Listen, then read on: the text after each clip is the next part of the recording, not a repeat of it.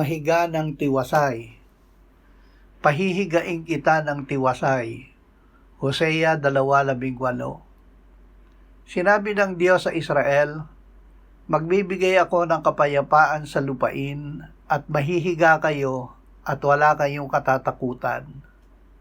Sinabi ni David sa Diyos, bagaman ako'y lumakad sa libis ng lilim ng kamatayan, wala akong katatakutang kasamaan, sapagkat ikaw ay kasama ko, ang iyong pamalo at ang iyong tungkod, inaaliw ako ng mga ito. Tiyak na ang kabutihan at kaawaan ay susunod sa akin sa lahat ng mga araw ng aking buhay, at ako'y maninirahan sa bahay ng Panginoon magpakailanman.